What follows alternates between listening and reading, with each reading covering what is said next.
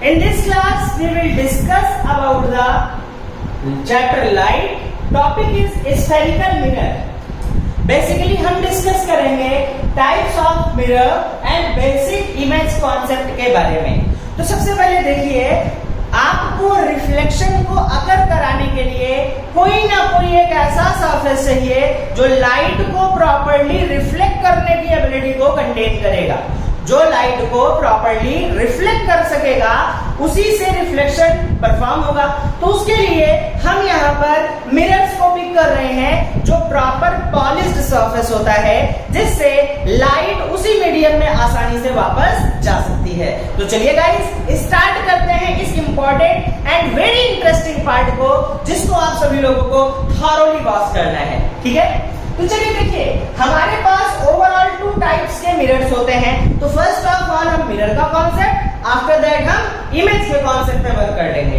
तो first part हमारे पास है टाइप्स ऑफ मिरर। कई लोगों की माइंड में आ रहा होगा कि मिरर क्या है। Actually mirror is a type of reflecting surface, nothing else. एक ऐसा सरफेस जिससे लाइट को रिफ्लेक्ट करा पा रहे हैं, that is known as the reflecting surface. तो इसी को हमने मिरर लिया। अब देखिएगा गाइस, हम यहीं से ये भी पिक कर लेंगे कि कहां पर किस तरीके की इमेजेस का फॉर्मेशन पॉसिबल होगा। ठीक है, तो चलिए देखिए, यहाँ पर फर्स्ट टाइप का मिरर आपके पास होता है प्लेन मिरर। फर्स्ट टाइप का मिरर होता है प्लेन मिरर। ठीक है, और सेकंड टाइप का मिरर आपके पास होता है स्फेरिकल मिरर। Spherical mirror. इन दोनों कॉन्सेप्ट्स को अच्छे से देखते हैं। एक्चुअली प्लेन मिरर तो बिल्कुल प्लेन होता है। प्लेन का मतलब कुछ इस तरीके से, ऐसा।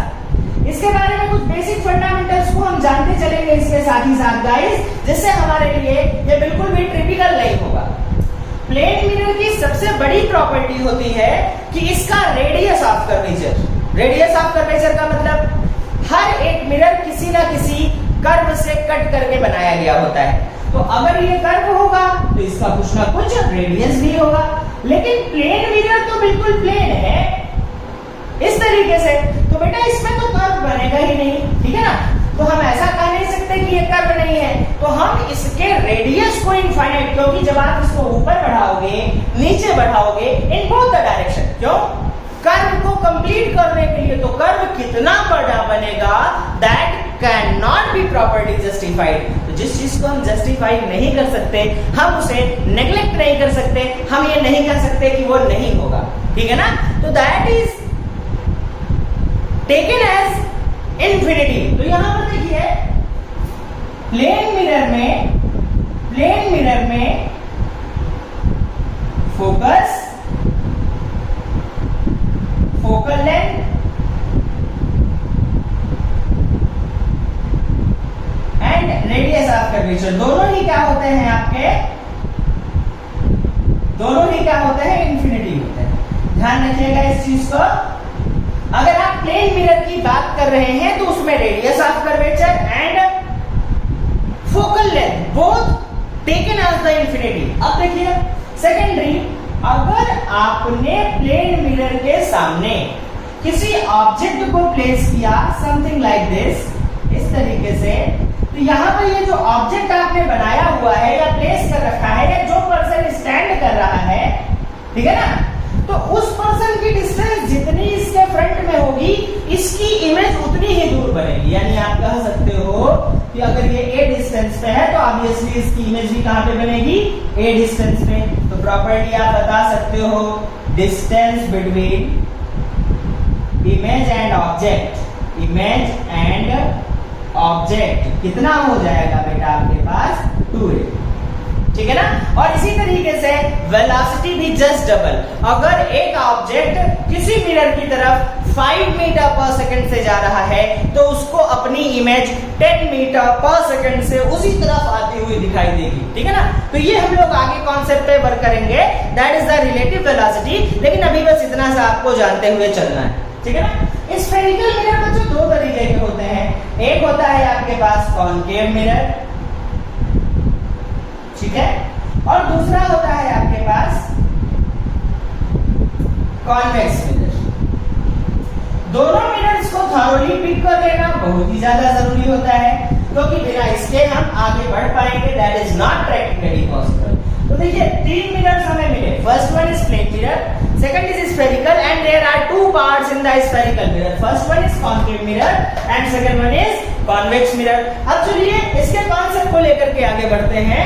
तो प्लेन मिरर में इमेजेस का फॉर्मेशन किस तरीके से होगा, it must be focus.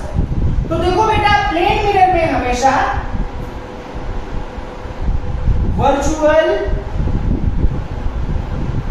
Erect,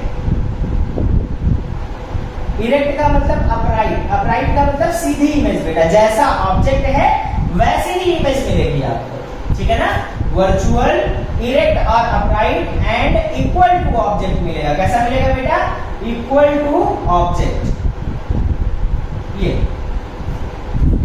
concave में कैसा इमेज, तो देखो रियल प्लेन मिरर को लर्न कर लो और कॉन्वेक्स को लर्न कर लो, प्लेन मिरर को लर्न कर लो और कॉन्वेक्स को। कॉन्वेक्स में भी कैसी इमेज मिलेगी, ऑलवेज वर्चुअल, और वर्चुअल है तो वर्चुअल इमेज हमेशा इरेक्ट ही होगी, अपराइट ही होगी।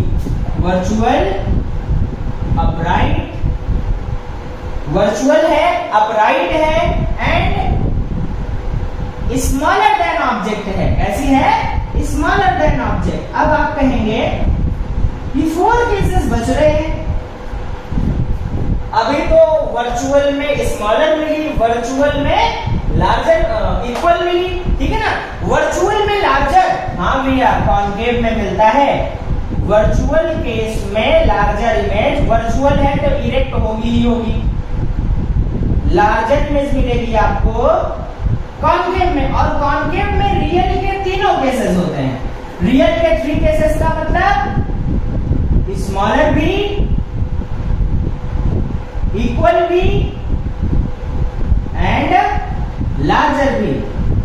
अब देखिएगा स्मॉलर को डिमिनिश्ड भी बोला जाता है, don't be confused for it. Real में लार्जर, तो देखिए जब भी कभी रियल इमेज की बात आए एक चीज और मॉडिफाई कर देना कि real image always will be inverted. Real image जो होगी बेटा वो हमेशा कैसी होगी, आपकी इन्वर्टेड होगी, without any doubt, without any problem, ठीक है ना। तो यहां पर इस कॉन्सेप्ट को देखिएगा और इसको अच्छे से माइंड सेट कर लीजिए कि इस चीज को आप